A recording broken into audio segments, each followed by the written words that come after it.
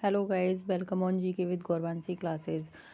जैसा कि आप सभी को पता है, कल हमने ह्यूमन रिप्रोडक्शन में पुरुष जनन अंग को पढ़ा था। पुरुष जनन अंग में हमने आपका शुक्रजनक मतलब प्राथमिक जनन अंग और द्वितीयक जनन अंग पढ़े, ठीक है। जिसमें हमने शुक्रजनक कोशिका आदि, वृषण, शुक्रवाहिका, शुक्राशय, यूरेथ्रा, शिश्न और आपका मतलब मादा योनि अभी हमने नहीं पढ़ा, लेकिन लास्ट में कहाँ जाता है, ये मादा योनि में जाता है, ठीक है। नेक्स्ट हम उसी के आगे आज पढ़ते हैं, ठीक है। और एक बात और मैं बता दूं आपको कि आज की क्लास थोड़ी सी छोटी रहेगी, क्योंकि अभी मुझे थोड़ा सा स्टैटिक का भी कराना है, जिसमें आज हम पढ़ेंगे उसमें महात्मा बुद्ध के बारे में, ठीक है। चलिए, तो हम स्टार्ट करते हैं आज का टॉपिक। आज हम उसमें पढ़ेंगे नरयुग्मक का बनना, ठीक है। नरयुग्मक कैसे बनते हैं, ठीक है। क्या है नरयुग्मक का बनना? जैसे कि आपका ये होती है एक कोशिका, ठीक है, मतलब सॉरी 2n, ठीक है। अब इससे ही दो कोशिकाएं बनती हैं, ठीक है। ये दो कोशिकाएं बनती हैं, ये क्या होती हैं, ये होती हैं n, ठीक है। अब इन कोशिकाओं से भी आगे दो दो कोशिकाएं बनती चली जाती हैं, इससे भी बनेंगी दो, ठीक है ना। सेम।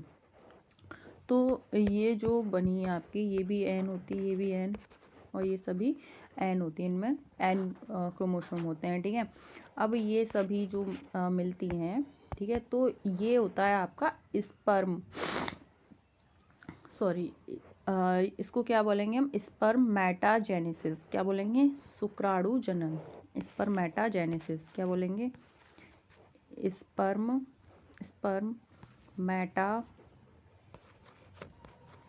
मैटोजेनेसिस, ठीक है। स्पर्मेटोजेनेसिस मतलब शुक्राणु जनक, हम इसको ये बोल सकते हैं, ठीक है। अब जैसे ये आपका मान लो ये है वृषण, ठीक है, ये है वृषण, ठीक है। ये वृषण मतलब नरजन्म कोशिका है ये, ठीक है। वृषण से क्या होती है, नरजन्म कोशिका होती है, कल हमने पढ़ी थी इसमें, ठीक है। इसके बाद इससे एक कोशिका ये आई और एक कोशिका ये आई, ठीक है। तो ये 2n, ठीक है, और ये भी 2n, ठीक है। इसके बाद इससे क्या बनेगी, ये n, ये भी n बनेगी और ये भी n बनेगी, ठीक है। तो इसमें ये जो होती है, ये होती है यहाँ ये 2n और ये भी 2n, मैंने n बोल दिया गलती से, सॉरी, ठीक है। तो ये जो होगी, ये होगा टाइप बी, क्या होगा, सॉरी टाइप ए, क्या होगा, ये टाइप ए।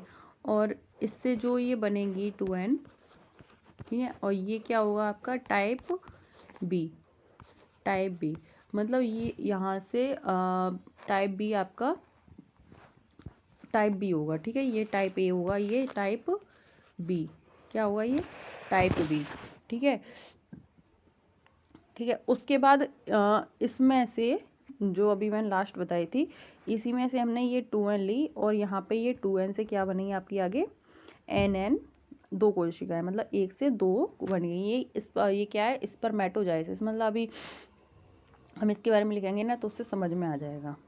तो इसके बारे में हम यहाँ लिखते हैं, क्या बोलेंगे, स्पर्मेटोजेनेसिस मतलब शुक्राणु जनन, क्या बोलेंगे इसको, शुक्राणु जनन, शुक्राणु जनन, ठीक है। शुक्राणु जनन में क्या है, नर जनन अंग के अंतर्गत वृषण में शुक्राणु के बनने की क्रिया, क्या है, नर जनन अंग के अंतर्गत वृषण में टेस्टिस में शुक्राणु के बनने की क्रिया शुक्राणु जनन कहलाती है। शुक्राणु जनन की क्रिया कितने भागों में होती है, 3 भागों में, ठीक है। कितने भागों में होती है, 3, जिसमें फर्स्ट है आपका गुणन प्रावस्था,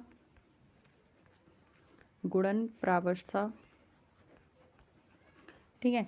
सेकंड है आपकी वृद्धि प्रावस्था, जो आपका टाइप बी था ना, वो ग्रोथ फेज था आपका, कौन सा था, ग्रोथ फेज, ठीक है ना, वृद्धि प्रावस्था, ठीक है। एंड थर्ड है आपका परिपक्व प्रावस्था, क्या है आपकी परिपक्व प्रावस्था, ठीक है, परिपक्व प्रावस्था। तो ये तीन चरण में या 3 भागों में क्या होता है, ये आपका शुक्राणु जनन की क्रिया होती है, मतलब शुक्राणु बनते हैं, ठीक है। अब कैसे बनते हैं ये, जैसे कि हम पहले में देखेंगे गुणन में, आपकी गुणन प्रावस्था में, ठीक है, गुणन प्रावस्था में, गुणन प्रावस्था, गुणन प्रावस्था, इस प्रावस्था में टेस्टिस में मतलब वृषण में उपस्थित प्रारंभिक जनन कोशिकाएं समसूत्री विभाजन द्वारा, ठीक है, इस प्रावस्था में वृषण में उपस्थित प्रारंभिक जनन कोशिकाएं समसूत्री विभाजन द्वारा द्विगुणित शुक्राणु जनन कोशिकाएं बनाती हैं। समसूत्री विभाजन द्वारा द्विगुणित शुक्राणु जनन शुक्राणु जनन कोशिकाएं बनाती हैं, ठीक है। जैसे मैंने ये वाला बताया था आपको, हाँ ये वाला, ठीक है, ये इसी की बात कर रहा है कि इस प्रावस्था में क्या होता है, वृषण में उपस्थित प्रारंभिक जनन कोशिकाएं आपकी समसूत्री विभाजन द्वारा, ठीक है, द्विगुणित शुक्राणु जनन कोशिकाएं बनाती हैं, द्विगुणित शुक्राणु जनन कोशिकाएं बनाती हैं, जो दो प्रकार की होती हैं, टाइप ए और टाइप बी, ठीक है। टाइप ए गुणन की यही प्रक्रिया दोबारा दोहराती है, टाइप ए क्या करती है, गुणन की यही प्रक्रिया दोबारा दोहराती है, जबकि टाइप बी वृद्धि प्रावस्था में जाती है। मतलब हम यहाँ इसको लिख सकते हैं ग्रोथ फेज, ग्रोथ फेज, ठीक है, वृद्धि प्रावस्था, ठीक है। टाइप ए क्या करती है, इसी प्रक्रिया को दोबारा दोहराती है, लेकिन टाइप बी क्या करता है, वो वृद्धि प्रावस्था में वो पहुंच जाता है, ठीक है। ये हो गया आपका गुणन, ठीक है। नेक्स्ट बात करते हैं इसमें हम वृद्धि, वृद्धि प्रावस्था की।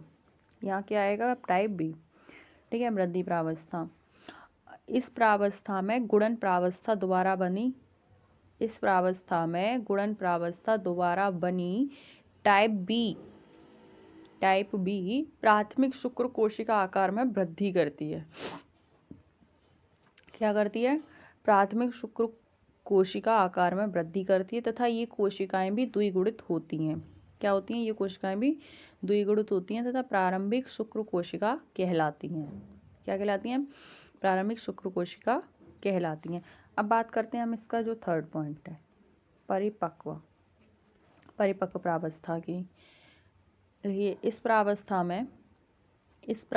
में प्राथमिक शुक्र कोशिका में अर्धसूत्री विभाजन होता है, ये वाला देखिए कहाँ गया, ये वाला, ठीक है, ये अर्धसूत्री, ठीक है।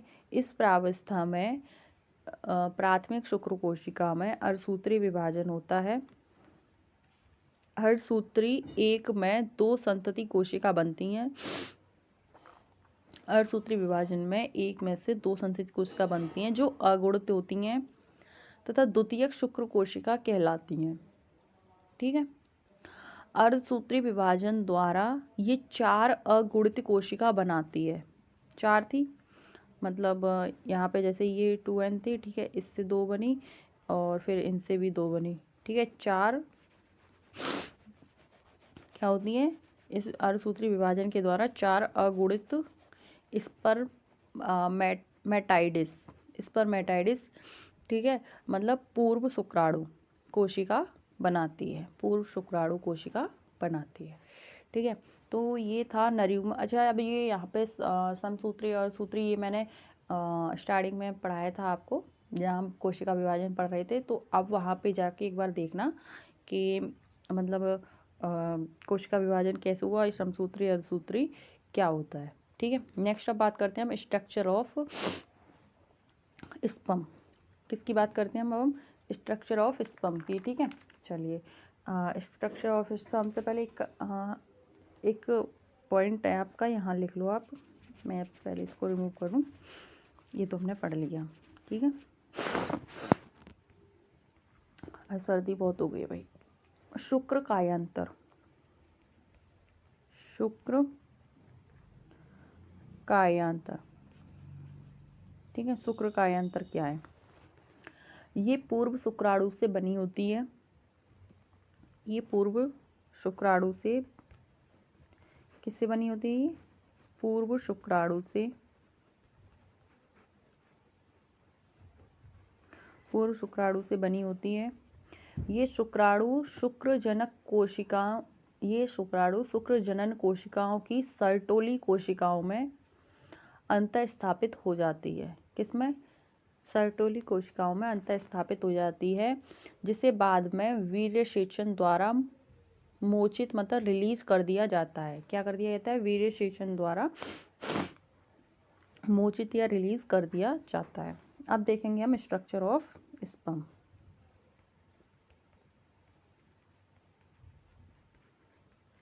स्ट्रक्चर ऑफ स्पर्म कहने का मतलब शुक्राणु की संरचना। ठीक है, मैं यहाँ पे बनाती हूँ। ठीक है, शुक्राणु की संरचना।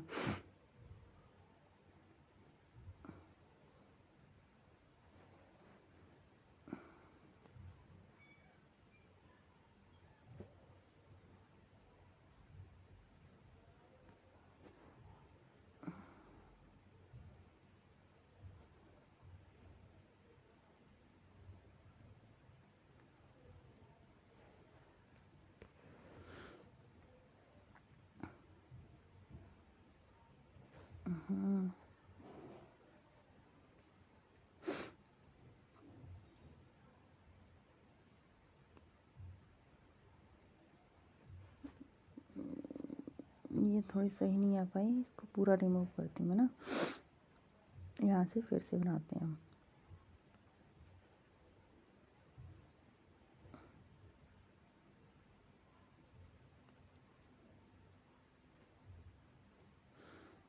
ठीक है, और इसमें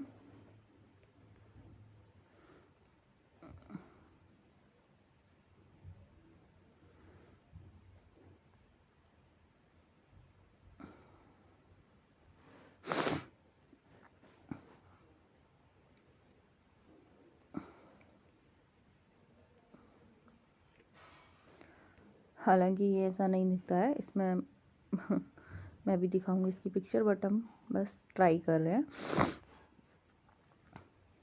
ठीक है, चलिए मैं बस इसमें बताना चाह रही हूँ आपको, जैसे कि आपका ये जो भाग होता है, ठीक है, इसको बोलते हैं हम हेड।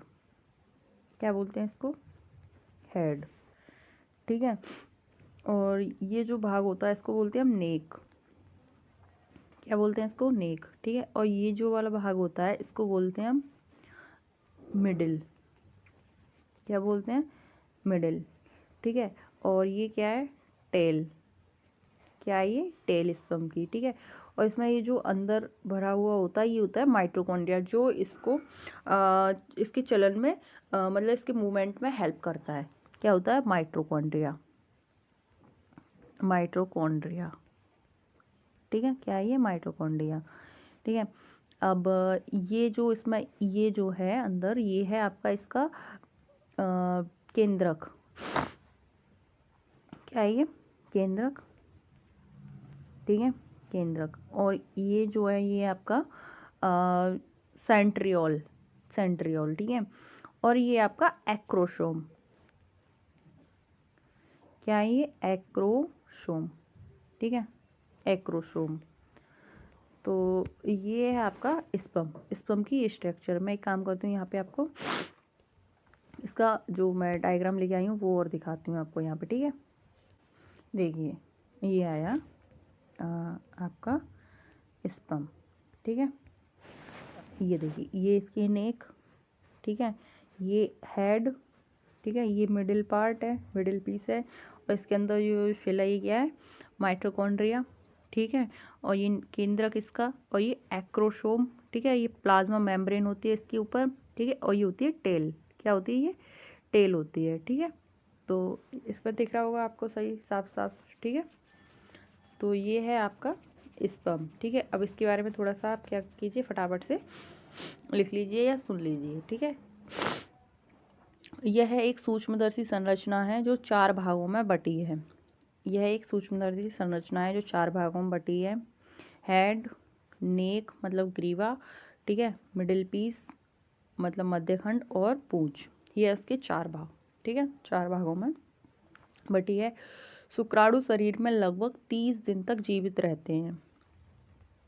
कितने दिन तक? लगभग 30 दिन तक जीवित रहते हैं। ठीक है, 30 दिन तक जीवित, किंतु एक बार मादा शरीर में पहुंचने के बाद, मादा शरीर में पहुंचने के बाद 72 घंटे ही जीवित रहते हैं। ठीक है, 72 घंटे ही जीवित रहते हैं। शुक्राणु का सबसे अग्रभाग एक्रोसोम, शुक्राणु का सबसे अग्रभाग एक्रोसोम मतलब अग्रपिंडक, ये है अग्रपिंडक हाइल्यूरोनिडेज। मैं यहाँ पे लिखती हूँ यहीं पे, ठीक है, यह अग्रपिंडक हाइल्यूरोनिडेज,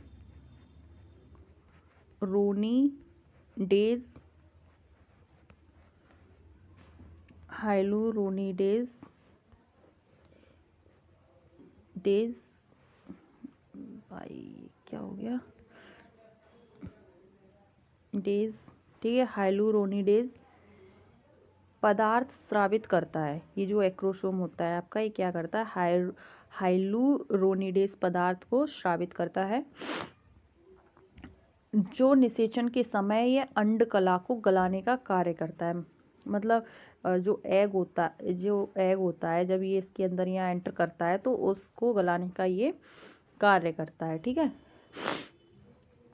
अंड कला को गलाने का कार्य करता है। शुक्राणु के मध्य भाग में माइटोकॉन्ड्रिया पाया जाता है, जैसा कि हमने यहाँ देखा माइटोकॉन्ड्रिया पाया जाता है, जो पूंछ को गति करना है, मैंने बताया था पूंछ को गति करने के लिए ऊर्जा प्रदान करता है। ठीक है, एक औसतन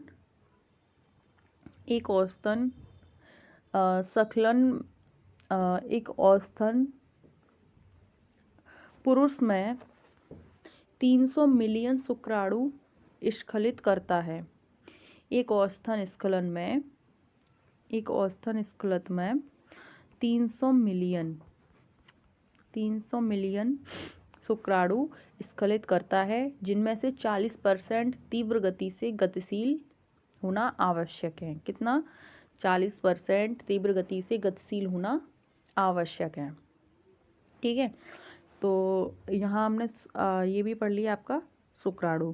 ठीक है, अब यहाँ ख़त्म होते हैं आपके पुरुष जनन अंग। ठीक है, नेक्स्ट जो अब हम बात करेंगे आज, पहले ऊपर से ही हम मतलब थोड़ा सा मतलब ऐसे ही छोटा सा पार्ट हम मादा जनन अंग का देखते हैं, फिर हम कल से स्टार्ट करेंगे आपका मादा जनन अंग।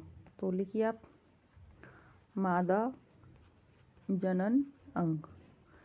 ठीक है, मादा जनन अंग, इसमें भी प्राथमिक और द्वितीयक होते हैं। तो चलिए हम बात कर लेते हैं आपके प्राथमिक जनन अंग की। पुरुष में कौन सा था प्राथमिक जनन अंग, टेस्टिस। ठीक है, तो यहाँ पे क्या होगा, ओवेरी मतलब अंडाशय, क्या होगा यहाँ, अंडाशय। ठीक है, अंडाशय होगा। और द्वितीयक में वहाँ क्या था, द्वितीयक वहाँ पे आपकी ग्लैंड्स वगैरह थी कुछ, ठीक है, कुछ डक्ट्स थी। ठीक है, तो यहाँ क्या होगा, गर्भाशय, ठीक है, फैलोपियन ट्यूब और वजाइना, जिसे हम बोलते हैं यूटेरस। ठीक है, फैलोपियन ट्यूब, ठीक है, और वजाइना मतलब योनि।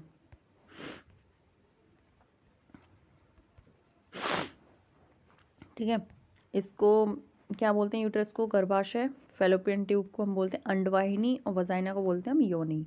ठीक है, और इसमें कुछ क्या आती हैं, यहाँ पे लिख सकते हो आप ग्रंथि। वैसे तो हमने ग्लैंड्स ऑलमोस्ट पढ़ ली हैं जब हमने ग्लैंड्स चैप्टर पढ़ा था। ठीक है, बट यहाँ पे आपकी जो आपकी स्तन ग्रंथि हैं, ठीक है, वो हमें यहाँ पे थोड़ी सी देखनी है, उनके बारे में ही हमें पढ़ना है। मैं एक काम करती हूँ, यहाँ आपको एक बार छोटा सा स्ट्रक्चर बना के हम देखते हैं, फिर उसके बाद हम कल से स्टार्ट करेंगे इसको। ठीक है ना, तो ये कुछ ऐसे होता है।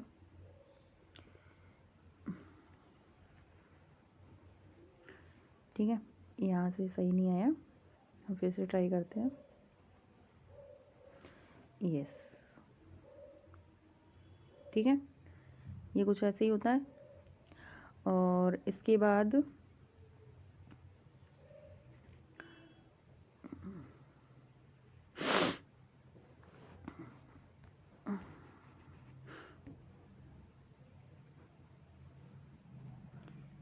ठीक, और यहाँ पे हम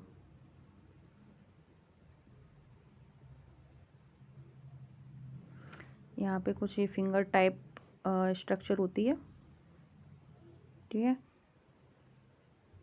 ठीक है, यहाँ पे। और यहाँ क्या होते हैं इसमें, यहाँ होते हैं आपके एग्स, ठीक है, क्या होते हैं यहाँ पे, ये यहाँ होते हैं ये एग्स, ठीक है, यहाँ ये एग होते हैं,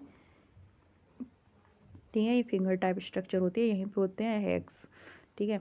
और अब बात करते हैं अब हम इसके अंदर वाले पार्ट की, ठीक है। तो इसमें अंदर वाला जो पार्ट है आपका, ठीक है, कुछ इस तरीके से, एक मिनट यहाँ से रिमूव करते हैं थोड़ा सा, ठीक है,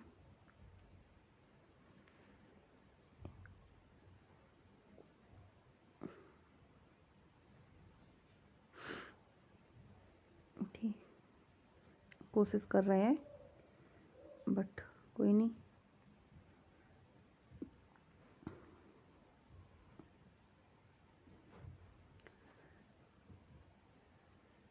ठीक है, चलिए। अब बात करते हैं इसके नाम क्या क्या है इसमें, ठीक है। ये है मादा जनन अंग, ठीक है। जैसे कि आपको पता है ये क्या है, ये है आपका यूटेराइन, क्या है ये, यूटेराइन, यूटेराइन, ठीक है, यूटेराइन। और ये जो आपको जो ब्लैक दिख रही है यहाँ पे आके, तो ये आपकी इस्थमस, क्या है ये, इस्थमस, मैं यहाँ लिखती हूँ इस्थमस, ठीक है। और ये यहाँ पे ये है एम्बुला, मतलब फर्टिलाइजेशन होता है यहाँ पे, इसको बोलेंगे एम्पुला, क्या बोलेंगे, एम्पुला, एम्पुला। यहाँ पे क्या होता है, यहाँ पे होता है फर्टिलाइजेशन, फर्टिलाइजेशन, ठीक है ना। अब ये क्या है जो मैंने बताई थी आपको फिंगर टाइप की, ये आपकी इनफेंडिबुलम, क्या है ये, इनफेंडिबुलम,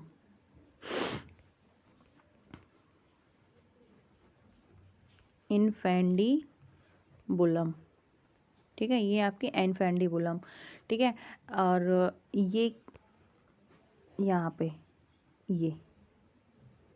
ये आपकी एंडोमेट्रियम, एंडोमेट्रियम, ठीक है, एंडोमेट्रियम। अब नेक्स्ट बात करते हैं, ये जो हमने यहाँ पे ये पार्ट खुला रखा है, ठीक है, मतलब ये नहीं, हाँ, तो ये है आपका मायोमेट्रियम, मायोमेट्रियम, मायोमेट्रियम, ठीक है। और ये पार्ट क्या है, ये आपकी वजाइना, क्या है ये, वजाइना, ठीक है। और यहाँ जो खाली जगह बचती है यहाँ पे ये, तो ये आपकी सर्विक्स, क्या है, सर्विक्स, ठीक है ना, सर्विक्स। अब और ये तो आपको पता ही है, ये क्या है, ये आपकी ओवरी, अंडाशय, ठीक है, जहाँ आपके मतलब क्या होते हैं, एग्स, ठीक है। अच्छा, इसमें जो आपका ये पार्ट है इथिमस, एम्पुला और इनफेंडिबुलम, ये जो आपके पार्ट हैं ये फैलोपियन ट्यूब कहलाते हैं मिला के, क्या कहलाते हैं, फैलोपियन ट्यूब, मतलब डिम्ब वाहिनी या अंडवाहिनी भी बोल सकते हैं, ठीक है। ये होती है आपकी 10 से 12 सेंटीमीटर, कितनी होती है, 10 से 12 सेंटीमीटर लंबी, ठीक है। तो ये हमने छोटा सा स्ट्रक्चर देख लिया आपका किसका, मादा जनन अंग का। ठीक है, तो ये था आपका मादा जनन अंग। ठीक है, अभी हमने सिर्फ स्टार्टिंग ही की है इसकी। कल हम क्या करेंगे, ठीक है, कल हम क्या करेंगे, कल हम इसको स्टार्ट कर देंगे। ठीक है, स्टार्ट अब ये जल्दी हो जाएगा, जैसे हमने पुरुष जनन अंग आपने जल्दी पढ़ ली, मतलब पढ़ लिया, वो समझ में आ गया है, तो ये तो आपको और जल्दी समझ में आ जाएगा। ठीक है, कल हम जो हमने ये पार्ट्स लिखे हैं आपके, यूट्राइन इस्थेमस, एम्पुला, इनफैंडिबुलम, एंडोमेट्रियम और मायोमेट्रियम, क्या है ये, MYO है यहाँ पे। ठीक है, मायोमेट्रियम, वजाइना, सर्विक्स और ओवेरी।